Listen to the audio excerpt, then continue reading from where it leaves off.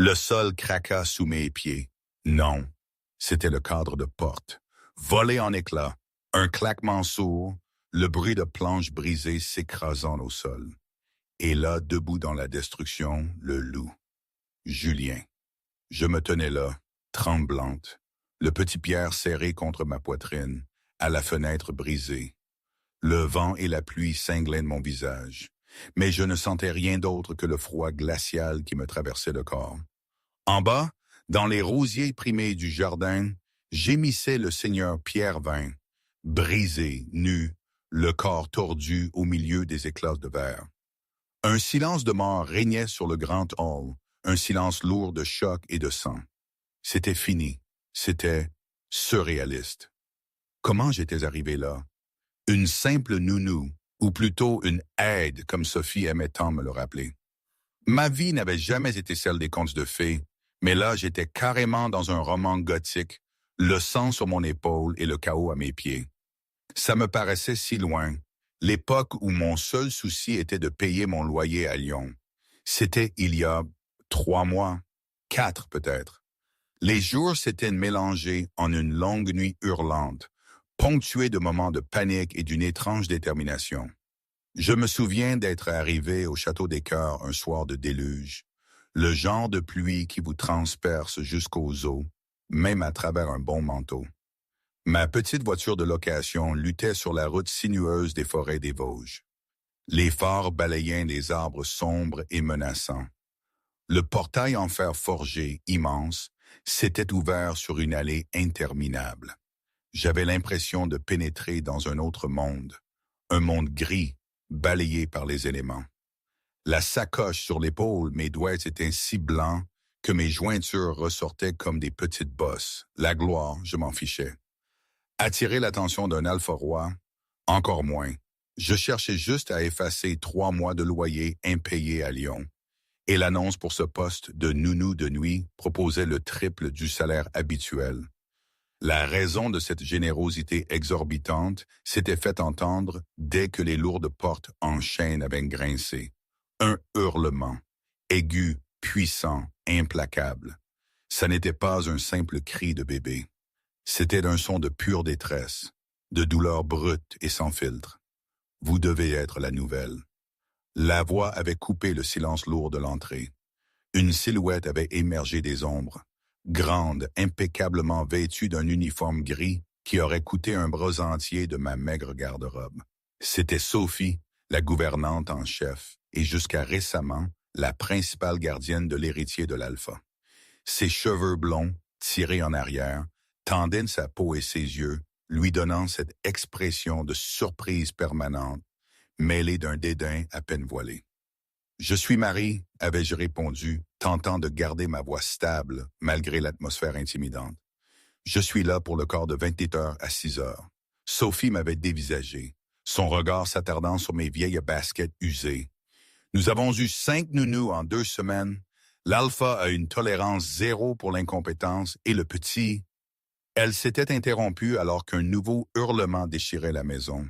« Semble avoir une tolérance zéro pour l'existence. Ne vous attendez pas à dormir. » « Je ne suis pas venu ici pour dormir, » avais-je répliqué, la brossant du revers de la main. La maison était magnifique, un testament à la richesse de la lignée des Cœurs, mais l'énergie y était toxique. Chaque domestique que nous croisions marchait la tête baissée, les épaules voûtées. L'odeur de stress, âcre et métallique, était si épaisse qu'elle me donnait l'impression de sucer une pièce de monnaie. Sophie m'avait conduite par le grand escalier jusqu'au 3e étage. « Les règles sont simples, » avait-elle débité, sa voix froide résonnant dans le marbre. « Vous le nourrissez, le changez et le promenez. Ne dérangez pas l'alpha Julien à moins que la maison ne soit en feu. Il dort dans l'aile est, mais son ouïe est perçante. Si le bébé pleure plus de 10 minutes, il viendra et vous renverra. » Le bébé pleure depuis que je suis entré. Ça fait déjà 5 minutes, avais-je fait remarquer. Alors, vous feriez mieux de vous dépêcher, avait ricané Sophie, ouvrant la porte de la nurserie. La nurserie était plus grande que mon minuscule appartement à Lyon. Peinte d'un doux vert sauge apaisant, rempli de jouets importés de Paris, avec un berceau sculpté dans l'acajou le plus fin. Mais tout ce luxe ne signifiait rien pour l'enfant qui se débattait au centre du matelas. Petit Pierre, l'héritier. Il était minuscule, son visage rougi et marbré, ses petits poings se serrant et se desserrant. Debout près du berceau se trouvait l'alpha Julien des cœurs. Même épuisé, Julien était imposant. Il mesurait bien 1,93 m, ses épaules si larges qu'elles bloquaient la lumière de la fenêtre. Il portait un pantalon de survêtement et un t-shirt qui moulait sa poitrine. Ses cheveux foncés étaient en désordre et les cernes sous ses yeux ressemblaient à des hématomes. Il sentait la pluie, le cèdre et une tristesse écrasante. Depuis le décès de sa compagne Marie, la Luna, en couche, Julien était un père célibataire, un rôle qui le détruisait visiblement. Julien n'avait pas levé les yeux à notre entrée. Il agrippait la rimbarde du berceau, ses jointures blanches. « Faites que ça s'arrête », avait-il grogné. Ce n'était pas une requête, c'était un appel. Un homme au bord de la folie. « Monsieur, voici la nouvelle », avait annoncé Sophie, sa voix devenant sirupeuse. « Marie, je lui ai expliqué les protocoles. » Julien s'était retourné. Ses yeux étaient d'un ambre profond, le signe de son loup, et il brûlait de frustration. Il m'avait regardé sans aucune once d'espoir. « Si vous pouvez le faire dormir 3 heures, » avait dit Julien, sa voix rauque. « Je doublerai votre salaire, réglez juste ça. » Il était sorti en trombe, la pression de l'air dans la pièce s'allégeant instantanément à son départ. Sophie avait ricané. « Bonne chance la cloche, vous serez parti avant de matin. » Elle avait tourné les talons et était partie, fermant la porte d'un doux clic. J'étais seul avec l'héritier hurlant. Je ne m'étais pas précipité pour le prendre. Au lieu de ça, j'avais pris une profonde inspiration, me centrant. Je n'étais pas une louve. J'étais humaine. Mais j'avais élevé 4 jeunes frères. Je connaissais les bébés, et je savais que les bébés ne hurlaient pas comme ça sans raison. « Salut, petit bonhomme !» avais-je chuchoté en m'approchant du berceau. « Qu'est-ce qui ne va pas? Le monde est-il trop bruyant? » Les cris de Pierre s'étaient étranglés, puis avaient redoublé. J'avais tendu la main. Au moment où mes doigts l'avaient touché, j'avais senti la chaleur irradier de sa peau. Il n'avait pas de fièvre. Il était agité. Je l'avais soulevé, sa petite tête nichée contre mon épaule. Habituellement, la chaleur d'un corps apaiserait un nourrisson. Pierre s'était raidi. Il avait cambré le dos, repoussant sa tête loin de moi, criant encore plus fort. C'était comme si être tenu lui faisait mal. J'avais vérifié sa couche propre, le biberon de lait sur le chauffe-biberon, température parfaite, ses petits orteils pour les cheveux noués. Rien. « D'accord », avais-je murmuré, arpentant la pièce. « D'accord, Pierre, je comprends. Tu es en colère. » Je l'avais promené pendant 2 heures. Ses cris s'étaient transformés en gémissements, puis étaient revenus à des hurlements en bonne et due forme. Chaque fois que j'essayais de le reposer dans le berceau, il réagissait violemment, comme si le matelas était fait de lave. À 3 heures du matin, j'étais épuisé, mes bras douloureux. Je m'étais assise dans le fauteuil à bascule, Pierre enfin endormi contre ma poitrine, uniquement par pure exténuation. La pièce était silencieuse, hormis le tic-tac d'une horloge. C'était là que j'avais remarqué l'odeur. Elle était faible, sous le parfum de talc, de lotion coûteuse et de couches sales. Il y avait autre chose, doux, écœurant, comme des lilas pourris. J'avais reniflé l'air. Cela ne venait pas du bébé. Cela venait du coin de la pièce près de la fenêtre, où se trouvait la poubelle à couches, mais ce n'était pas une odeur de déchets. C'était herbacé. Je m'étais levé lentement, faisant attention à ne pas réveiller Pierre. Je m'étais dirigé vers le berceau. L'odeur s'était intensifiée. Je m'étais penché, reniflant le matelas. Lavande. Une lavande intense et concentrée. Juste des produits de nettoyage, m'étais-je dit. Sophie utilisait probablement un détergent puissant, mais alors que je reposais Pierre dans le berceau, ses yeux s'étaient ouverts la seconde où sa joue avait touché le drap. Le cri qui s'était arraché de lui était immédiat. Je l'avais repris instantanément. Il s'était calmé. J'avais regardé le berceau. Puis j'avais regardé le bébé. « Ce n'est pas toi », avais-je chuchoté, un frisson me parcourant de l'échine. « C'est le lit. » Le lendemain matin, la cuisine était un tourbillon d'activité. Le personnel du château préparait le petit déjeuner pour une vingtaine de personnes, bien que seul Julien mangeât habituellement dans la salle à manger. Je m'étais assise à la petite table du personnel dans un coin, sirotant un café noir. Je n'avais pas été renvoyé, ce qui était un miracle, mais je n'avais pas non plus réussi à le faire dormir dans son lit. Pierre n'avait dormi que quand je le tenais debout.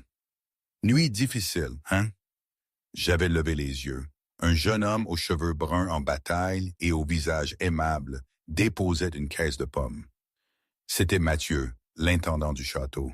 Il s'occupait de tout, du jardinage aux courses. « Le roi dort-il jamais ?» avais-je demandé en me frottant les tempes. « Pas depuis la mort de la Luna », avait dit Mathieu baissant la voix. « Pas depuis que le petit a commencé ses terreurs nocturnes. C'est triste, vraiment. L'Alpha Julien est un homme bon, juste brisé. Sophie dirige la maison maintenant. » À la mention du nom, la cuisine s'était tue. Sophie y était entrée, ses talons claquant sinistrement sur le carrelage.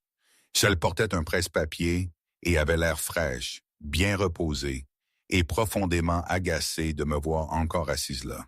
« Vous êtes toujours là », avait-elle déclaré, s'arrêtant à notre table. « Je suis toujours employée », avais-je riposté, prenant une gorgée de café. « Le bébé a dormi 4 heures. »« Dans vos bras », avait dit Sophie sèchement, ce qui est contre le protocole. L'héritier doit apprendre à s'apaiser seul. Si vous le câlinez, il grandira faible. L'Alpha Julien a besoin d'un guerrier, pas d'un enfant à sa maman. Il a 3 mois, Sophie. Il a besoin de réconfort, pas d'un camp d'entraînement, avais-je rétorqué. Les yeux de Sophie s'étaient rétrécis. Surveillez votre ton, le personnel. J'ai élevé 3 générations de cœurs. Je sais ce qui est le mieux. Vous êtes ici pour suivre les ordres. Ce soir, il dort dans le berceau. Si je vérifie le moniteur et que vous le tenez après minuit, vous êtes dehors, comprenez-vous? J'avais mordu ma langue. Compris. Sophie s'était éloignée, aboyant des ordres au cuisinier au sujet du steak de l'Alpha qui était trop saignant. Soyez prudente, avait chuchoté Mathieu se penchant. Sophie n'aime pas qu'on la défie. La dernière nounou, c'était Sarah. Elle a essayé de changer le calendrier d'alimentation du bébé. Sophie l'a accusée d'avoir volé de l'argent dans la salle à manger. Sarah était partie dans l'heure. J'avais froncé les sourcils. Pourquoi est-elle si obsédée par le berceau? Elle a agi comme si le fait de le tenir était un crime. Mathieu avait haussé les épaules. Vieille école. Elle croit qu'il faut endurcir le sang de loup. J'avais fini mon café, l'esprit en pleine effervescence. Ce n'était pas seulement de la vieille école. La nuit dernière, quand j'avais senti cette odeur douceâtre et écœurante, ça m'avait paru faux. Et l'insistance de Sophie sur le berceau me semblait agressive. Cet après-midi-là, alors que la maisonnée était occupée à préparer une visite d'un alpha voisin, je m'étais faufilé dans la nurserie. C'était mon temps libre, mais je ne pouvais pas me débarrasser de ce sentiment. La pièce était vide. Pierre était avec Julien dans son bureau. Le seul moment où le père prenait le soleil pendant la journée, comme on disait. Je m'étais approché du berceau. J'avais retiré les draps. Le matelas était une marque de mousse biologique haut de gamme. Sleep Safe Deluxe. Rien d'inhabituel. J'avais vérifié le cadre. Du bois massif. J'avais renaflé le matelas à nouveau. L'odeur avait disparu. Étrange, avais-je marmonné. J'avais refait le lit. En lissant la couverture, j'avais remarqué une petite déchirure distincte dans le tissu de la housse du matelas, juste à l'endroit où la tête du bébé reposait. C'était minuscule, à peine la taille d'un ongle, mais elle semblait fraîche. J'avais tendu la main pour la toucher, mais la poignée de porte avait tourné. Je m'étais retourné vivement, attrapant un torchon sale sur le sol, faisant semblant de juste ranger. C'était Julien. Il s'était arrêté dans l'encadrement de la porte, Pierre attaché à sa poitrine dans un porte-bébé. Il avait l'air surpris de me voir. « Je pensais que vous dormiez le jour », avait-il dit, sa voix profonde et résonnante. « Je n'ai pas pu dormir », avais-je menti. Je voulais m'assurer que la chambre était prête pour ce soir. Julien était entré. Il avait regardé le berceau, puis moi. Pendant une seconde, le masque de l'alpha avait glissé, ne montrant qu'un père fatigué. « Il a dormi dans vos bras la nuit dernière. J'ai vu les images. » Je m'étais préparé à être viré. Il souffrait, monsieur. Je ne pouvais pas le poser. Julien avait soupiré, se frottant le visage. Sophie dit que je le rende mou en vous laissant faire ça. Elle dit qu'il doit pleurer pour s'endormir. Avec tout le respect que je vous dois, Alpha, avais-je dit, m'avançant. Les animaux pleurent pour s'endormir. Les loups pleurent pour s'endormir. Les bébés pleurent parce qu'ils ont besoin de quelque chose. Et Pierre, il agit comme s'il souffrait physiquement quand il est dans ce lit. Julien m'avait fixé. Son regard était intense, pesant mon âme. De la douleur. Les médecins ont dit qu'il était en bonne santé. Les médecins recherchent la maladie, avais-je dit. Ils ne recherchent pas. J'avais laissé ma phrase en suspens. Je n'avais pas encore de preuves. Si j'accusais Sophie maintenant, je serais jeté dehors comme Sarah. Ils ne recherchent pas l'inconfort. Julien avait détaché Pierre et me l'avait tendu, endormi. Le transfert était maladroit, ses grandes mains frôlant les miennes. Des étincelles, de l'électricité statique littérale, avaient sauté entre nous. Julien avait tressailli, se retirant. « Faites qu'il soit calme cette nuit », avait dit Julien, sa voix baissant d'un octave. « J'ai une réunion du conseil demain matin. Je ne peux pas fonctionner avec 2 heures de sommeil. » J'essaierai, monsieur. Il était resté une seconde, regardant son fils, puis s'était retourné et était parti. J'avais baissé les yeux sur le bébé endormi. Qu'est-ce qui se passe dans cette maison, Pierre? Parfois, quand je n'arrivais pas à dormir, je repensais à ma propre famille, à l'appartement minuscule où j'avais grandi à Lyon. Ma mère travaillait sans relâche, mais les fins de mois étaient toujours une lutte. Je me souviens de l'odeur du pain grillé et du café, de mes frères qui se battaient pour la dernière tartine. C'était le chaos, mais un chaos plein de vie, de bruit familier. Ici, c'était un silence oppressant, sauf quand Pierre hurlait. Je me sentais étrangère, une pièce rapportée, observant ses rituels étranges et ses coutumes cachées, presque comme si je lisais d'un livre. Mais ce n'était pas un livre.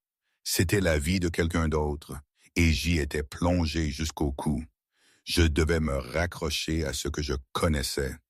Et je connaissais les bébés. Je savais ce qui était faux. La 3e nuit, c'était le point de rupture. Une tempête s'était abattue sur la côte, le tonnerre secouant les fondations du château de Greystone. L'atmosphère dans la maison était électrique. Les loups étaient agités. La pression barométrique les rendait nerveux. Pierre hurlait. Il était 1 heure du matin. Je menais la bataille depuis 4 heures. Sophie était venue 2 fois, se tenant dans l'encadrement de la porte, les bras croisés, me regardant essayer de calmer le bébé dans le berceau. « Laissez-le », avait ordonné Sophie à minuit. « Allez aux toilettes. Faites une pause. Laissez-le apprendre. » J'avais refusé, mais Sophie m'avait physiquement poussé dehors, fermant la porte de la nurserie à clé par l'extérieur. « 10 minutes, » avait dit Sophie. « Attendez dans le couloir. » Je m'étais tenu dans le couloir, écoutant Pierre hurler. Le son était différent cette nuit-là, étranglé, paniqué. Après 10 minutes, Sophie avait déverrouillé la porte. « Vous voyez, il est toujours en vie. Retournez-y. » Sophie était partie vers ses propres quartiers. Je m'étais précipité. Pierre était violet, haletant. Je l'avais arraché du berceau. En le soulevant, sa grenouillère s'était accrochée à quelque chose, un accroc. J'avais tiré doucement. C'était collé au drap. J'avais froncé les sourcils. J'avais allumé le plafonnier, inondant la pièce de lumière. J'avais regardé l'endroit où la tête de Pierre avait reposé. Le drap était mouillé, pas de bève ni d'urine. C'était une substance claire, légèrement huileuse, qui avait sointé du matelas. Et là, dépassant de la petite déchirure que j'avais vue plus tôt, quelque chose brillait à la lumière. J'avais posé Pierre sur la table allongée, l'attachant pour qu'il soit en sécurité. Je m'étais retourné vers le berceau. J'avais posé ma main sur le matelas. Il était chaud, pas tiède. Chaud, j'avais s'arraché le drap. En dessous, au centre de la mousse du matelas, quelque chose avait été inséré. J'avais enfoncé mes doigts dans la déchirure, éventrant la mousse. Je m'étais figé. Mon cœur avait cessé de battre dans ma poitrine. Le sang s'était retiré de mon visage. Encastré dans la mousse, relié à un petit bloc pile qui ressemblait à celui d'un appareil auditif, se trouvait une bobine de fil de cuivre enroulée autour d'une petite poche poreuse. Le fil chauffait la poche. La chaleur vaporisait le contenu de la poche, libérant un gaz lent et invisible directement vers le haut, droit dans le visage du bébé endormi. Je m'étais penché, terrifié, mais j'avais besoin de savoir. J'avais reniflé la poche, de la bandouliou, mais pas n'importe quelle bandouliou. Celle-ci était mélangée à de la cendre d'argent. C'était un poison lent. Il ne tuerait pas un petit loup immédiatement, mais il provoquerait des sensations de brûlure atroces dans leur système respiratoire et leur peau. Il limitait les coliques. Il leur donnait l'impression que leurs poumons étaient en feu, mais ne laissait aucune marque. Et la chaleur, la bobine fonctionnait sur une minuterie. Elle ne s'activait que la nuit. Mes mains tremblaient violemment. Ce n'était pas de la mauvaise parentalité. Ce n'était pas des coliques. C'était une tentative d'assassinat. Quelqu'un torturait lentement à mort le futur alpha-roi, nuit après nuit, sous le nez de son propre père. « Oh mon Dieu !» avais-je chuchoté. J'avais tendu la main vers l'appareil pour l'arracher. « Je ne toucherais pas ça si j'étais vous. » La voix venait de l'obscurité du coin. Je m'étais retourné. Sophie était là. Elle ne portait pas son uniforme de gouvernante. Elle portait un manteau sombre et tenait dans sa main un lourd chandelier en laiton. « Vous auriez vraiment dû le laisser pleurer », avait dit Sophie, sa voix dénuée d'émotion. « La dernière fille a été assez intelligente pour l'ignorer.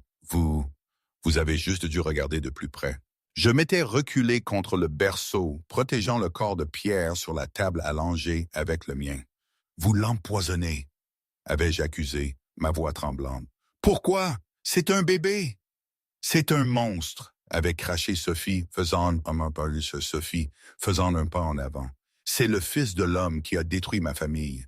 Julien Descœurs pense qu'il peut diriger cette meute. Il ne peut même pas protéger sa propre progéniture. » Sophie avait levé le chandelier. « Criez tout ce que vous voulez. » Sophie avait souri, un sourire cruel, tordu. « Le tonnerre est trop fort. Personne ne vous entendra mourir. » J'avais regardé la lourde arme en laiton, puis la porte, puis le bébé. Je n'avais aucune formation au combat. J'étais humaine, mon petit fils. Sophie était une louve, et ça. Mais je tenais la preuve. Alors que Sophie s'élançait, je n'avais pas couru vers la porte. J'avais attrapé le chauffe-biberon plein d'eau bouillante de l'étagère et l'avais lancé. L'eau du chauffe-biberon avait frappé Sophie en plein visage. Ce n'était pas suffisant pour tuer un loup-garou, mais le choc de l'eau brûlante éclaboussant les yeux et le nez sensible était suffisant pour briser sa concentration. Sophie avait hurlé, un son qui avait viré à mi-chemin d'humain à quelque chose de bestial et guttural. Le lourd chandelier en laiton lui avait échappé des mains, cliquetant sans danger contre les barreaux en acajou du berceau avant de s'écraser sur le tapis. Je n'avais pas attendu de voir les dégâts. L'adrénaline, froide et vive, avait inondé mon système. J'avais arraché Pierre de la table allongée, serrant son petit corps tremblant contre ma poitrine comme un ballon de football. « Espèce de sale petite fouine !» avait rugi Sophie, essuyant la vapeur de son visage. Sa peau se remettait déjà en place, la rougeur s'estompant à mesure que sa guérison de loup-garou s'activait. Ses yeux étaient devenus complètement noirs, signe que son loup prenait le contrôle. Je m'étais reculé, plaçant la lourde chaise d'allaitement entre moi et la gouvernante. Il me fallait une arme. Une poubelle à couches? Inutile. Une tétine? Une blague. Mes yeux avaient scruté la fenêtre. C'était le 3e étage. Sauter était un suicide. « Julien !» j'avais crié, ma voix déchirant ma gorge. « Alpha !» Sophie avait sauté par-dessus la chaise, ses doigts s'allongeant en griffes. Elle avait donné un coup, les pointes déchirant ma chemise d'uniforme, écorchant mon épaule. La douleur avait jailli, chaude et piquante, mais je n'avais pas lâché le bébé. J'avais donné un coup de pied, ma basket frappant durement le genou de Sophie. C'était comme donner un coup de pied dans un pilier de béton. Sophie n'avait même pas scellé. « Il ne vous entendra pas », avait sifflé Sophie, me saisissant par les cheveux. Elle avait tiré fort, forçant ma tête en arrière, exposant ma gorge. Le tonnerre, vous vous souvenez? Et j'ai verrouillé les joints d'insonorisation sur la porte. Personne n'entend les cris dans cette nurserie. C'est pourquoi les pleurs des enfants n'ont jamais réveillé le personnel en bas. J'avais halté, serrant Pierre plus fort alors que Sophie levait ses griffes pour le coup fatal. La réalisation m'avait frappé plus fort que le coup. La pièce elle-même avait été transformée en arme. L'isolement n'était pas pour l'intimité, c'était pour la dissimulation. Pourquoi avais-je étouffé, gagnant du temps? Pourquoi tuer un bébé? Ce n'était pas un bébé, avait grogné Sophie, la salive dégoulinant de ses crocs. C'est une abomination. Sa mère était faible, son père est un tyran. La meute a besoin d'un nouveau départ. Le Seigneur Pierre l'a promis. Elle s'était arrêtée, réalisant qu'elle en avait trop dit. Ses yeux s'étaient rétrécis. Adieu, nounou. Les griffes étaient descendues. Boum! La porte de la nurserie ne s'était pas contentée de s'ouvrir. Elle avait explosé vers l'intérieur. Le bois avait volé en éclats sous la force massive qu'il avait traversée. Julien Descœurs se tenait dans les décombres de l'encadrement de la porte. Il n'était plus humain.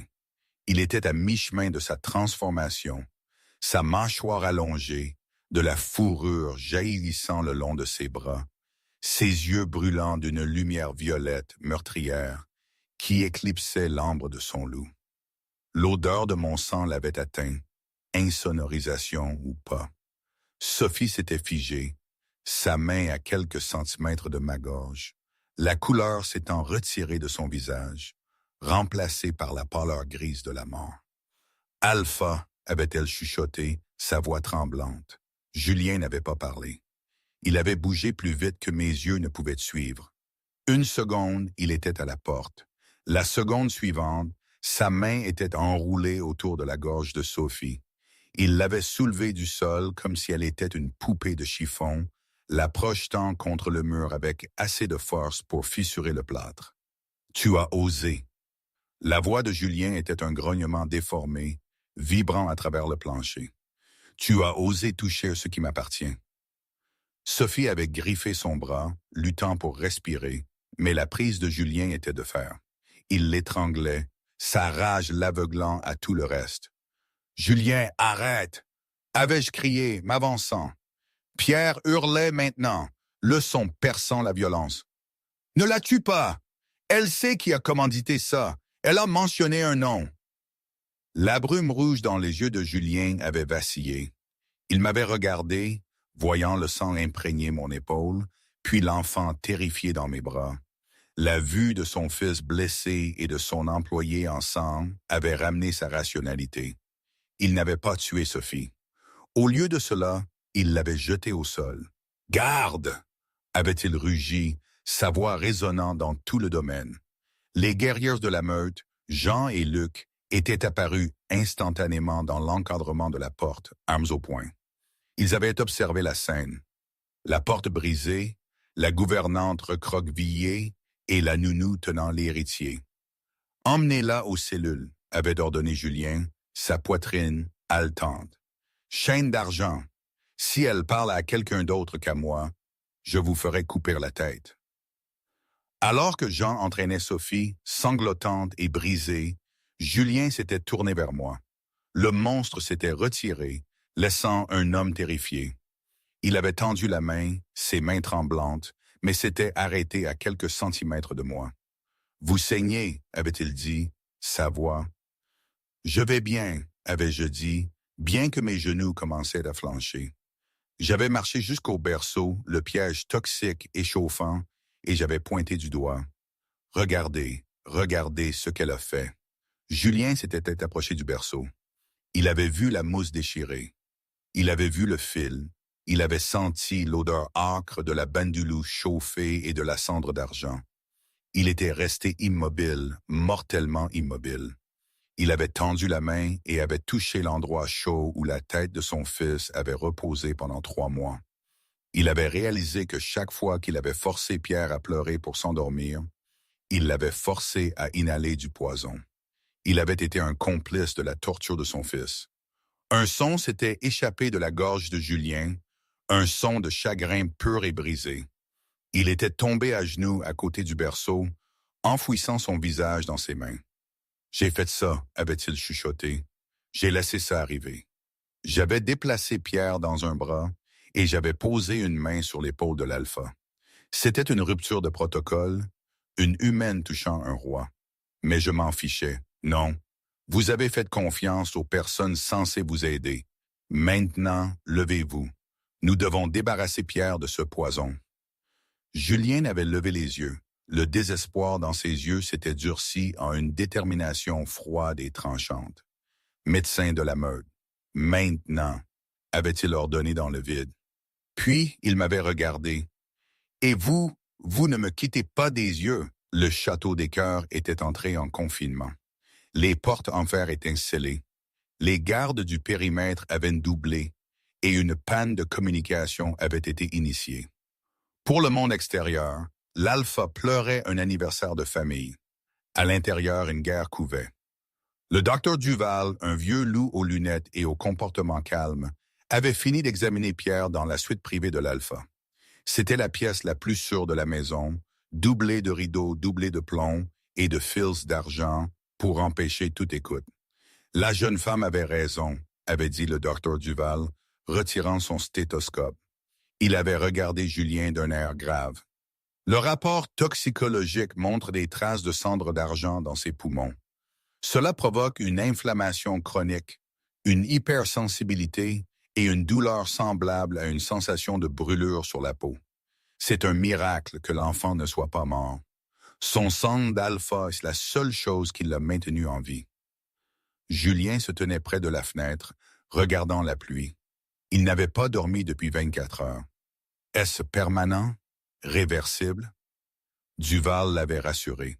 Avec de l'air pur et une tisane antidote spécifique, il guérira en 1 semaine. Mais Julien, la cendre d'argent n'a pas été vue sur ce territoire depuis 50 ans. C'est une substance interdite. Une seule famille du Haut Conseil avait accès aux mines où elle pousse. La famille Vin, avait demandé Julien se retournant. Précisément. Duval avait hoché la tête. Le seigneur Pierre Vin. Je m'étais assise sur le bord du lit immense. Pierre dormait enfin paisiblement dans un berceau portable à côté de moi. Mon épaule était bandée, les égratignures guérissaient lentement. Sophie l'a mentionné, avais-je dit tranquillement. Avant que vous n'arriviez, le seigneur Pierre l'a promis. La mâchoire de Julien s'était serrée. Pierre Vin était le plus vieil ami de son père, un mentor, un homme qui siégeait au conseil et prêchait la tradition et la pureté. Pierre vient ici demain, avait dit Julien, sa voix mortellement calme, pour le banquet de la Luna. Il amène tout le conseil pour vérifier les progrès de l'héritier. C'est un coup monté, avais-je réalisé. Ils empoisonnaient Pierre pour le faire paraître faible, malade. Si l'héritier est malade, la lignée alpha est faible. Ils peuvent voter pour vous destituer. Ils veulent invoquer la loi du plus apte, avait confirmé Julien. Si je ne peux pas produire un héritier sain, le conseil peut nommer un nouvel alpha. Pierre ne veut pas tuer notre Pierre. Il veut utiliser sa maladie pour me voler légalement ma couronne. La pièce était tombée dans ce silence. La trahison était absolue. Alors qu'est-ce qu'on fait? Avais-je demandé. On annule le banquet? Si j'annule, j'ai l'air faible. J'ai l'air de cacher quelque chose, avait dit Julien. Il s'était approché de moi. La différence de taille était stupéfiante. Mais pour la première fois, il ne me regardait pas de haut. Ils me regardaient. « Nous allons jouer leur jeu », avait dit Julien. « Ils s'attendent à un bébé mourant et à un père brisé.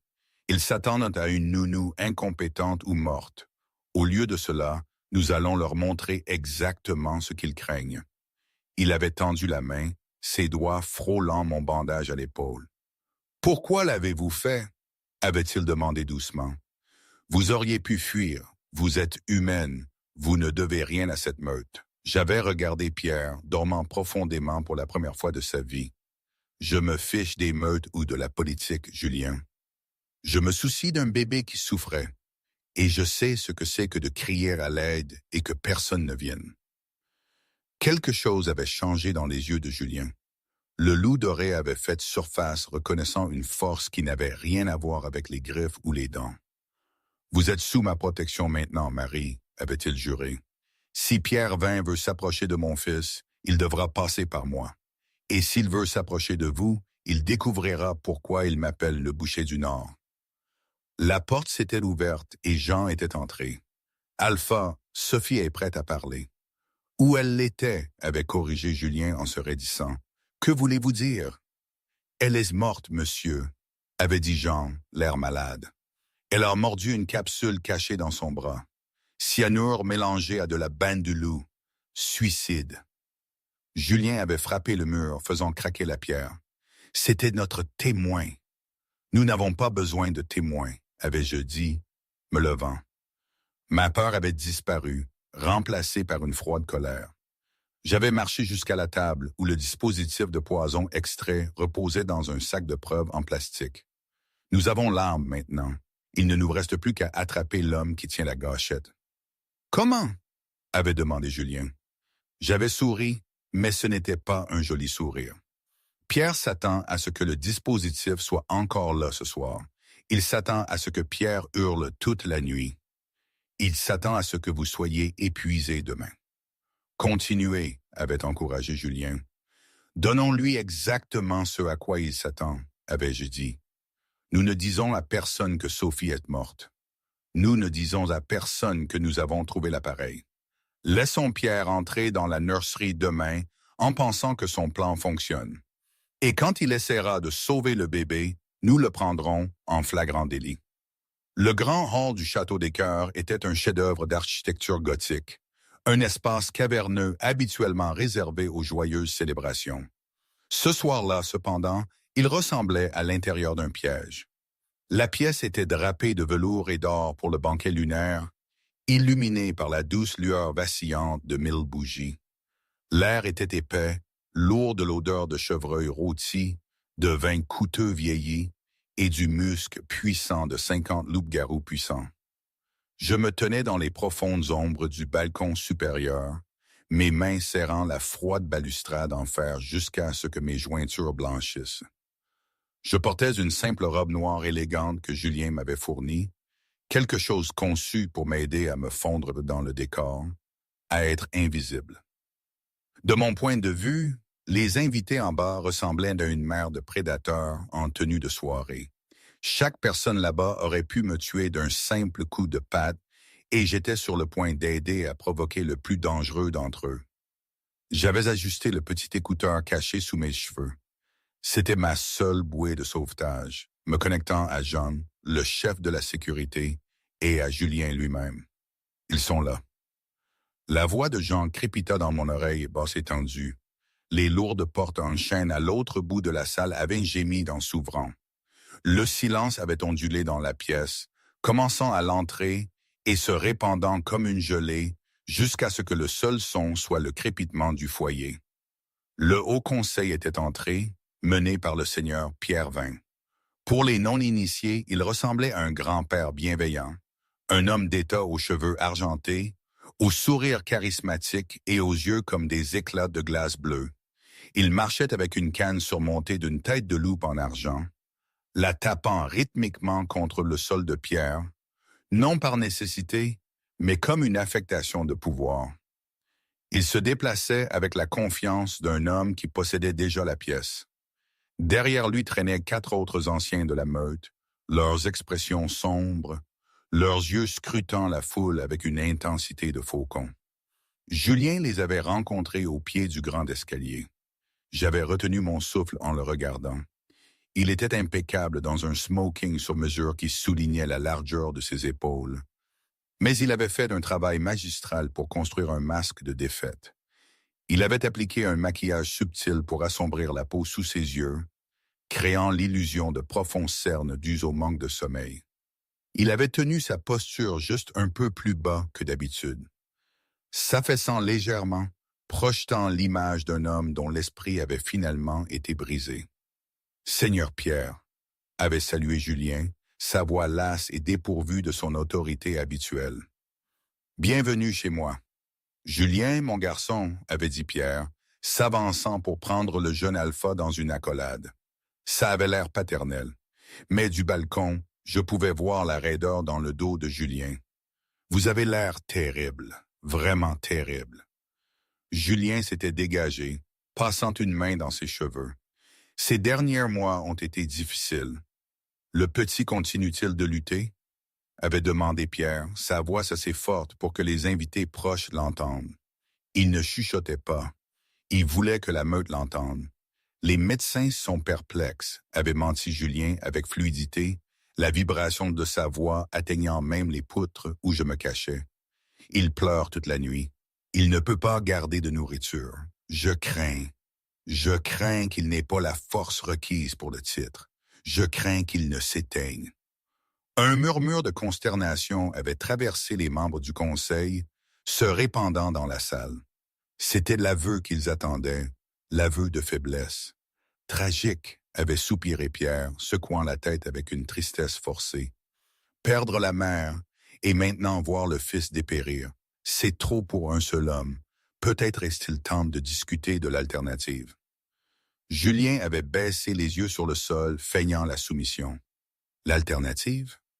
Pour le bien de la meute, bien sûr, avait insisté Pierre, plaçant une main sur l'épaule de Julien. Nous ne pouvons pas avoir une lignée faible. La loi du plus apte est claire.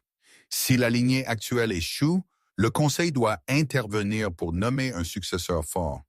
Nous devons protéger l'avenir de la meute. Peut-être, avait murmuré Julien, l'air abattu, mais ce soir est pour la célébration. S'il vous plaît, buvez, mangez. Nous pourrons discuter de mon échec plus tard. Pierre avait souri, un prédateur, réalisant que la proie avait cessé de courir. Comme vous le souhaitez. Le banquet avait commencé sérieusement. Des serveurs circulaient avec des plateaux de vin et le volume de la pièce avait augmenté à mesure que les invités commençaient à manger. Mais la tension était restée, un fil tendu à travers le hall. J'avais observé Pierre. Il ne se mêlait pas. Il se tenait près de la table principale, sirotant du vin, ses yeux se posant à plusieurs reprises sur le plafond, vers la nurserie. J'avais pressé ma main sur mon oreille. Il vérifie l'heure, avais-je chuchoté. Il sait que l'appareil fonctionne sur une minuterie. Il veut s'assurer qu'il est actif avant de demander une présentation publique du bébé malade. Calme, était revenue la voix de Julien, à peine un souffle. Il était là-bas, entouré d'ennemis, jouant le rôle de sa vie. 10 minutes s'étaient écoulées, puis Pierre avait posé son verre. Il s'était penché vers l'un des autres anciens, avait chuchoté quelque chose sur le besoin d'air frais, et s'était détourné de la foule. La cible se déplace. La voix de Jean avait aboyé. Pierre s'excuse. Il se dirige vers le couloir est. Il ne va pas prendre l'air frais, avais-je chuchoté, mon cœur battant la chamade contre mes côtes. Il va à la nurserie. Il doit vérifier la dose. Il doit s'assurer que Pierre hurle au bon moment. Je suis sur lui, avait chuchoté Julien en retour. Marie, partez. Je n'avais pas hésité. J'avais abandonné mon poste sur le balcon, me glissant dans l'ombre vers la porte de service. J'avais enlevé mes talons, ayant besoin de vitesse et de silence. Courant en chaussettes, je devais devancer un loup-garou au 3e étage. J'avais sprinté dans le couloir étroit des domestiques, mon souffle venant par halètements courts et aigus, tandis que Pierre empruntait le chemin des invités, utilisant probablement l'ascenseur principal ou le grand escalier pour éviter les soupçons. J'avais pris l'escalier de service en spirale. Je les avais montés deux par deux, mes jambes brûlantes, l'adrénaline inondant mon système. J'avais fait irruption sur le palier du 3e étage, dérapant sur le tapis. Je m'étais jeté dans la salle de contrôle de la nurserie, un petit placard à fournitures adjacent à la nurserie où étaient rangés les babyphones. J'avais tiré la porte, la laissant entr'ouverte d'1 millimètre. Quelques secondes plus tard, l'ascenseur de service avait sonné doucement dans le couloir. Pierre en était sorti. De près, dépouillé de l'audience en bas, il n'avait pas l'air d'un grand-père. Il avait l'air d'un monstre. Son visage était tordu en un rictus d'impatience. Il avait vérifié à gauche, puis à droite, s'assurant que le couloir était vide. Il avait fouillé dans la poche de son smoking et en avait sorti une clé maîtresse en laiton que seule la gouvernante en chef aurait dû posséder. Sophie lui avait donné la clé, avais-je pensé, un frisson me parcourant l'échine. Ils avaient planifié cela à la seconde près. Pierre s'était dirigé vers la porte de la nurserie. Il n'avait pas frappé. Il avait glissé la clé dans la serrure, l'avait tournée avec un clic satisfaisant et s'était glissé à l'intérieur. J'avais attendu 3 battements de cœur. 1, 2, 3. Il est dedans. J'avais signalé dans mon micro. Go, go. Go, je m'étais précipité hors du placard, franchissant la distance jusqu'à la porte de la nurserie en 3 pas. J'avais claqué la lourde porte en chaîne et avait verrouillé le pain dormant extérieur, l'enfermant à l'intérieur. Qu'est-ce que cela signifie? La voix de Pierre venait de l'intérieur, étouffée par l'insonorisation, mais distincte. La poignée de porte avait claqué violemment. Ouvrez cette porte. Savez-vous qui je suis? J'avais appuyé mon dos contre la porte, ma poitrine haletante. Vous êtes pris au piège, Pierre. Il y avait eu un moment de silence stupéfait de l'autre côté, puis un grognement bas et vibrant qui avait secoué le bois contre mon dos. La nounou, avait grogné Pierre. Espèce de petite peste. Soudain, le bois de la porte avait commencé à gémir. Un craquement distinct avait résonné dans le couloir. Il se transformait. Il allait s'arracher un chemin. Je m'étais éloigné de la porte, reculant vers les escaliers. « Julien, il se transforme! » La porte de l'escalier de service avait explosé. Julien n'avait pas simplement couru. Il s'était élancé sur le palier. Il avait abandonné le prétexte de l'alpha faible et brisé. Il était une force de la nature, ses yeux brillants d'un or fondu et furieux. Il était arrivé juste au moment où le bras de loup gris massif de Pierre-Vin avait traversé le centre de la porte de la nurserie, des éclats de bois volant comme des éclats d'obus. Une griffe de la taille d'un couteau de boucher avait frappé aveuglément l'air où je me tenais quelques secondes auparavant. Julien n'avait pas pris la peine de déverrouiller la porte. Il n'avait pas pris la peine de la poigner. Il avait planté son pied et avait donné un coup de pied. Crac! Tout le cadre de la porte avait cédé. Le bois s'était brisé et s'était effondré vers l'intérieur. La force du coup, en voyant la porte et le loup, à moitié transformé derrière elle, s'écraser sur le sol de la nurserie. Julien était entré dans la pièce par-dessus les débris. Pierre s'était extirpé du bois brisé. Il avait repris sa forme humaine, haletant, nu et furieux. Il s'était levé, essayant de retrouver sa dignité malgré le chaos. « C'est une trahison !» avait crié Pierre, se reculant contre le berceau. « Je suis venu vérifier l'enfant. J'ai entendu un bruit. Vous attaquez un ancien du conseil dans votre propre maison. »« Vérifier l'enfant ?» avait demandé Julien, sa voix faussement basse, un grondement de tonnerre avant la frappe. Il avait marché jusqu'au berceau. Pierre s'était retourné pour regarder. Le matelas était mis à nu. La bobine chauffante avait disparu. La pochette de poison avait disparu. Le bébé avait disparu. Les yeux de Pierre s'étaient écarquillés. Il s'était retourné. « Où est-ce? Vous cherchez ça? » Julien avait fouillé dans sa veste de smoking et en avait sorti un sac de preuves en plastique transparent. À l'intérieur, la bobine de cuivre et la pochette de bain de loup étaient là, accusatrices. Le visage de Pierre s'était vidé de sa couleur. « Je l'ai trouvé, » avait dit Julien s'approchant. et j'ai trouvé le reçu de la cendre d'argent dans la chambre de Sophie. Mais le plus intéressant, le fil, Julien avait tapé sur le sac. C'est un alliage de cuivre spécifique utilisé dans les détonateurs de votre compagnie minière, Pierre. Il a le blason de votre famille estampillé sur le boîtier de la batterie. Le masque de Pierre avait complètement chuté. L'ancien bienveillant avait disparu, remplacé par un rat désespéré et acculé. Son visage s'était tordu en un rictus. « C'est un avorton », avait crié Pierre, la salive volant de ses lèvres. « Il hurle comme une banshee mourante. Il est faible. J'ai fait ce qu'il fallait pour sauver cette meute de votre incompétence. Vous êtes mou, Julien. Vous laissez une femme humaine dicter votre nurserie pendant que la meute souffre. Vous avez empoisonné un bébé, avais-je dit, entrant dans la pièce derrière Julien, incapable de rester silencieuse.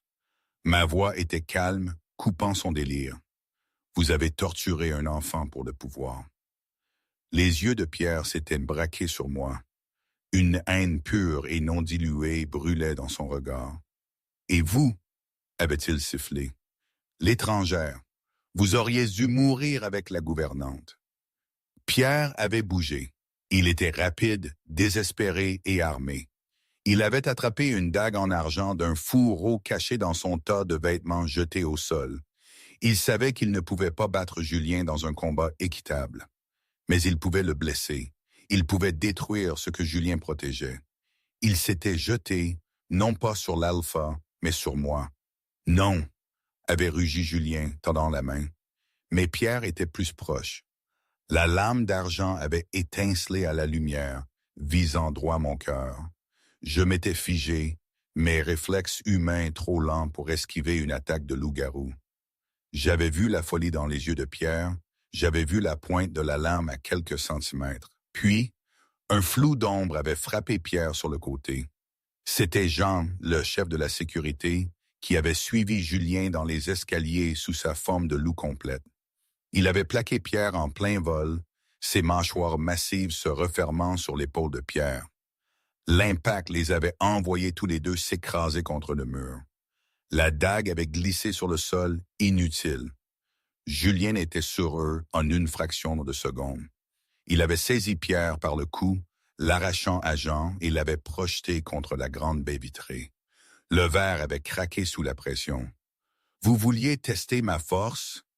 avait grogné Julien, son visage à quelques centimètres de celui de Pierre, son aura d'alpha inondant la pièce, si puissante que j'avais dû agripper l'encadrement de la porte pour rester debout.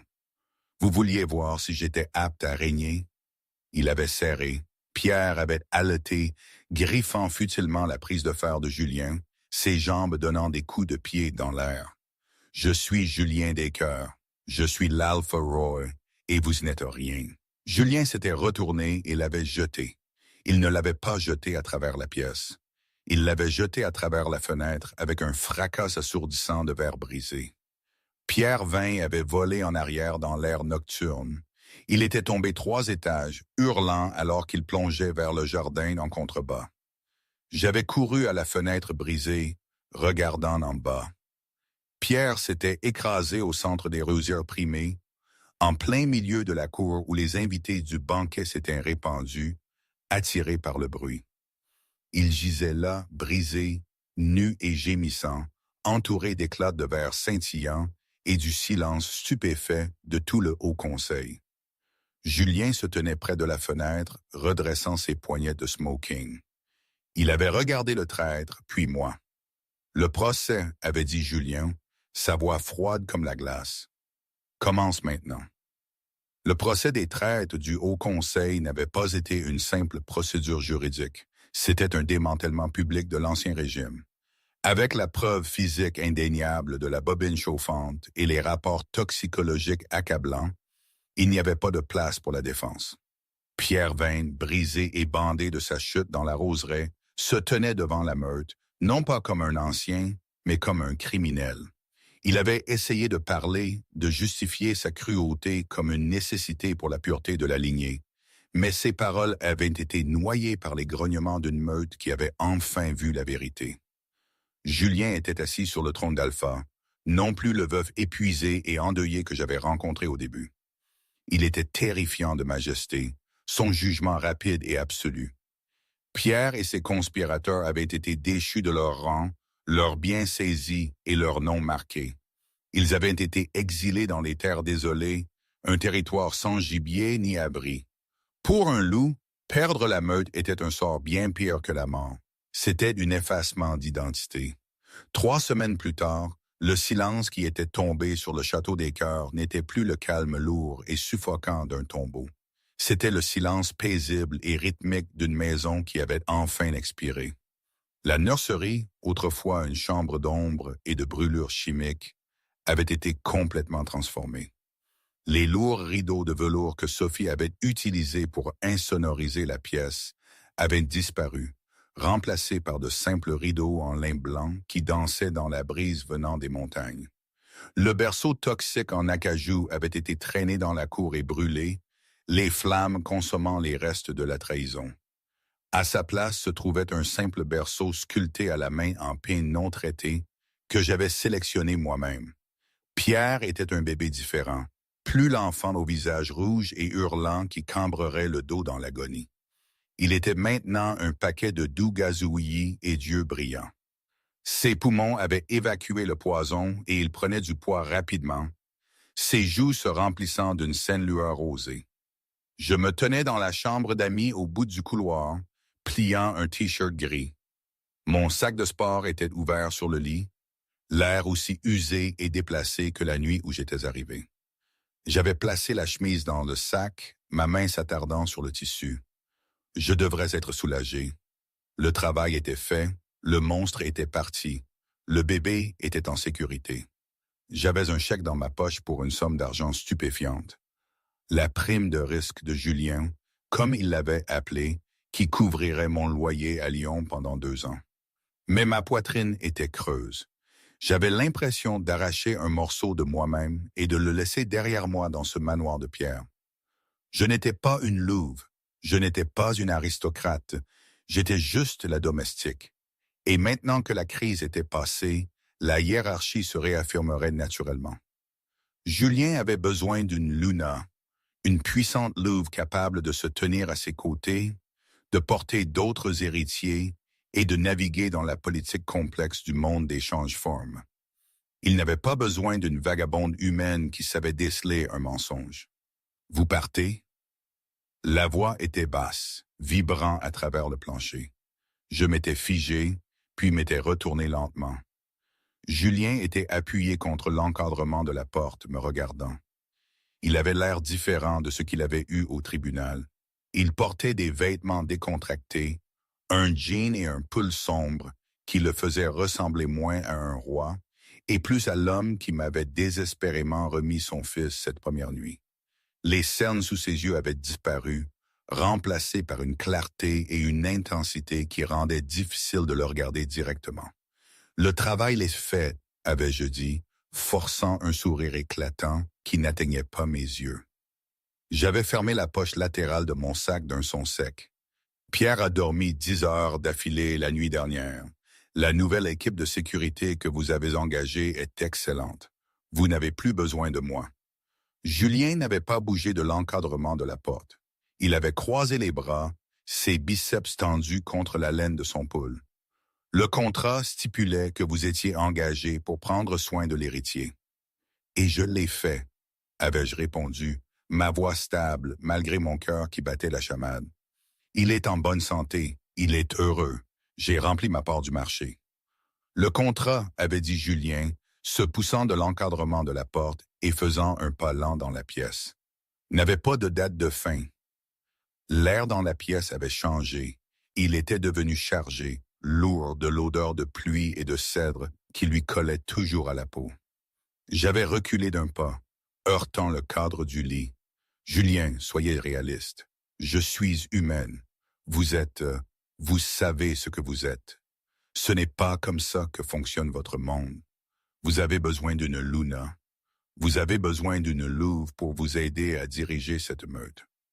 J'ai eu une louve, avait dit Julien doucement, sa voix empreinte d'une vieille douleur qui commençait enfin à guérir. Elle était parfaite sur le papier, de haute naissance, forte, belle, et elle est morte. J'ai eu un conseil d'anciens qui prêchaient la tradition, et ils m'ont trahi. J'ai eu une gouvernante en chef qui m'a élevé, et elle a essayé d'assassiner mon fils. Il s'était arrêté juste devant moi. Il était si proche que je pouvais sentir la chaleur irradier de sa peau, un rappel de la puissance déchaînée juste sous la surface. La seule personne qui a regardé de plus près avait dit Julien, répétant les mots qui les avaient tous sauvés. C'est vous. Vous ne vous souciez pas du rang. Vous ne vous souciez pas de la tradition. Vous vous souciez de la vérité. Il avait tendu la main, sa grande main rude couvrant la mienne, là où elle reposait sur la poignée du sac de sport. Sa prise était processive mais incroyablement douce. Vous avez sauvé sa vie, Mary. Vous avez sauvé la mienne. Une meute n'est pas une question de sang ou de griffes. C'est une question de loyauté. C'est une question de qui se tient à vos côtés quand la tempête éclate. Il m'avait regardé, ses yeux ambrés cherchant les miens avec une vulnérabilité que je n'avais jamais vue auparavant. Et vous êtes la personne la plus loyale que j'ai jamais rencontrée. Julien, ma voix tremblait, les murs que j'avais construits autour de mon cœur s'effondrant. Je n'ai pas ma place ici. Alors je n'ai pas ma place ici non plus, avait-il aussitôt rétorqué. Restez, avait-il ordonné. Mais l'autorité dans sa voix était enveloppée d'une supplication. Pas comme nounou, j'ai des gardes pour la nurserie. Restez avec moi. Voyons ce qui se passe. Pierre vous aime. Il vous cherche tous les matins. Il s'était arrêté, son pouce effleurant mes jointures. Et je pense que je pourrais m'habituer à ce que vous me disiez quand je suis un idiot. J'ai besoin de ça. J'ai besoin de vous. J'avais baissé les yeux sur mes baskets usées, puis j'avais levé les yeux vers l'Alpha Roi, qui aurait pu avoir n'importe qui au monde, mais qui se tenait dans une chambre d'amis, suppliant une humaine de rester. J'avais pensé à mon appartement vide et silencieux dans la ville. Puis j'avais pensé au petit garçon au bout du couloir qui souriait quand il voyait mon visage, et à l'homme devant moi, qui me regardait comme si j'étais l'encre qui l'empêchait de dériver. J'avais réalisé que j'avais trouvé ma meute, même si je n'avais pas les crocs pour cela. Lentement, j'avais lâché le sac de sport. Il était tombé au sol avec un bruit doux. « Je suis cher », avais-je plaisanté, ma voix tremblante, des larmes piquantes au coin de mes yeux. Ma prime de risque vient d'augmenter. Julien avait souri, un vrai sourire à couper le souffle qui avait transformé son visage, effaçant des années de chagrin. Il s'était avancé, enroulant ses bras puissants autour de ma taille et me tirant contre lui. « Je suis l'Alpha Roi », avait-il chuchoté contre mes cheveux, inhalant mon parfum comme si c'était le solaire de la pièce. Je peux me le permettre. Alors qu'il baissait la tête pour m'embrasser, le soleil avait percé les nuages à l'extérieur, inondant la pièce de lumière dorée.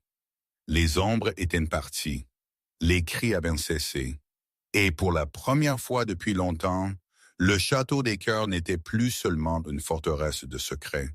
C'était une maison. Et aujourd'hui, je n'en ai aucune idée. Parfois, je pense que c'était la meilleure chose qui pouvait m'arriver. Parfois, je pense que j'ai commis une erreur monumentale, une folie. Probablement les deux, n'est-ce pas? La vie est comme ça. Rien n'est simple, rien n'est parfait. Mais c'est la mienne, c'est la nôtre. Et ça, c'est quelque chose que j'ai appris à chérir malgré la confusion persistante. Que feriez-vous à ma place? Accepteriez-vous un amour si étrange, si imprévu, dans un monde si lointain du vôtre?